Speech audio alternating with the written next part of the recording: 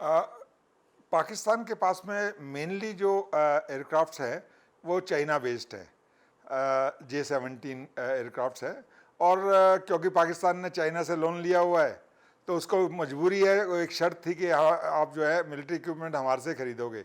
इसीलिए आपने देखा होगा कि उनका एयर डिफेंस सिस्टम HQ-9 जो है बिल्कुल ही फुस हो गया और काम बिल्कुल नहीं, उसने उसने काम ही नहीं किया।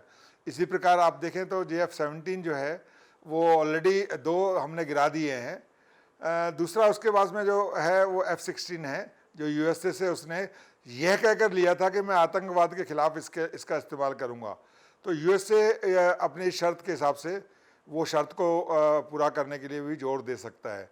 दोनों ऑब्सोलीट टाइप के हैं, चाइनीज़ इक्विपमेंट का तो भरोसा नहीं किया जा सकता। और F-16 जो है वो बहुत पुराना एयरक्राफ्ट है, सर्विसिबिलिटी भी उसकी नहीं है, स्पेयर पार्ट्स भी उसके नहीं है, और पाकिस्तान के पास में उसका सॉफ्टवेयर भी नहीं है। और अब तो F-35 आ चुका है। और मजे की बात यह है कि हमारे पास जो एयर डिफेंस सिस्टम है S-400 उसने F-35 तक को मार गिराया है।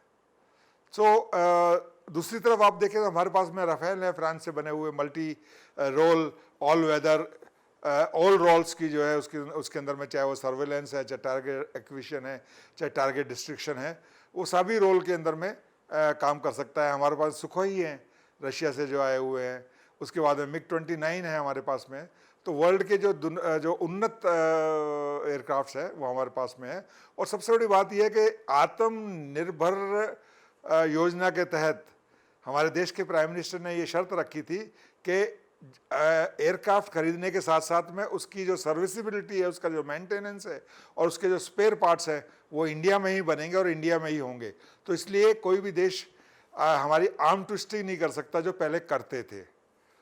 तो इंडिया और पाकिस्तान का जो एयरफोर्स की कैपेबिलिटी है वो उसमें कोई ज़्यादा कंपैरिजन नहीं है। सबसे बड़ी बात यह है कि पाकिस्तान के पास में 3 या 4 दिन का एम्यूनिशन है। और तुर्की से एक जहाज एम्यूनिशन लेकर आया है। लेकिन उसमें 2-3 चीज़ें आप ध्यान से रखने वाली बात है कि पहली बात तो ये है कि वो ऑप सिंदूर स्टार्ट होने के बाद आया। इंटीग्रेट कहाँ से करोगे? एक जगह से दूसरी जगह कहाँ लेकर, कितनी देर में लेकर जाओगे? और फिर तुर्की का जो इक्विपमेंट है वो भी इतना ज़्यादा रिलायबल नहीं है। और कितना इक्विपमेंट आया है, कितने दिन चलेगा? 2 दिन, 3 दिन। उसके बाद हमारी नेवी बैठी हुई है।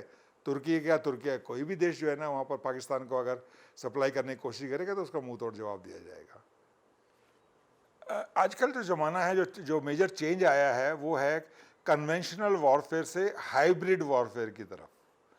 जब मैं बात करता हूँ हाइब्रिड वॉरफेयर की तो उसमें शामिल हो जाता है information warfare, psychological warfare, cyber warfare, satellite warfare, और जो दूसरी जो टेक्नोलॉजिकल एडवांसमेंट वाली जो लड़ाई के आयाम हैं वो सब उसमें शामिल हो जाते हैं। अब जैसे इंफॉर्मेशन वॉरफेयर की बात करें तो किस प्रकार सोशल मीडिया के ऊपर में मिस इन्फॉर्मेशन को एक हथियार के रूप में इस्तेमाल किया जा रहा है अपने देश के लोगों को भ्रमित करने के लिए और दूसरे देश के रहवासियों के ऊपर में साइकोलॉजिकल दबाव डालने के लिए। उदाहरण के तौर पर मैं आपको बताता हूं कि पाकिस्तान के रक्षा मंत्री CNN में इंटरव्यू देते हैं और कहते हैं कि हमने पहले दिन ऑप सिंदूर में पहले दिन हमने इंडिया के 5 राफेल फाइटर जेट्स गिरा दिए।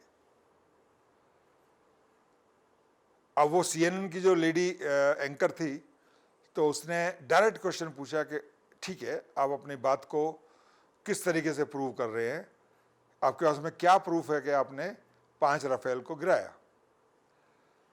तो आप सुनकर हंसेंगे कि एक देश का रक्षा मंत्री जवाब दे रहा है कि हमने सोशल मीडिया पे देखा है। आर्टिफिशियल इंटेलिजेंस AI के ज़माने में क्या चीज़ क्रिएट नहीं की जा सकती, और देश का प्रधानमंत्री अपनी देश की जनता को गुमराह कर रहा है, हमारे देश के अंदर में साइकोलॉजिकल ऑप्स करने की कोशिश कर रहा है।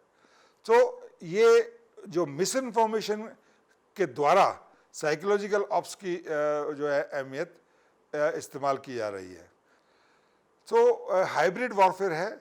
हाइब्रिड वॉरफेयर का जो है अलग तरीके से आयाम होता है, अलग तरह से अंदाज होता है, और हम उसमें माहिर हैं। चाहे वो साइबर, अब देखिए ना हमारे पर में अभी तक 10 लाख से ऊपर साइबर अटैक हो चुके हैं, लेकिन अभी तक एक भी कामयाब हमने नहीं दी है। हमारे जो साइबर वॉरियर्स हैं वो पाकिस्तान के और चाइना के कंबाइंड उससे, क्योंकि सारे चाइना की तरफ से जो है साइबर वारफेयर चल रही है, तो उससे ऊपर है।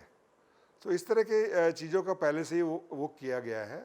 और पाकिस्तान ने जो ये जघन्य अपराध करके धर्म पूछकर निहत्थे टूरिस्ट लोगों पर जो उन्होंने फायर किया है, उनको जो है नुकसान पहुंचाया है, उनको मारा है, वो जो हमारे देश की स्त्रियों का सिंदूर उजाड़ा है, वही सिंदूर अब उसको जवाब दे रहा है।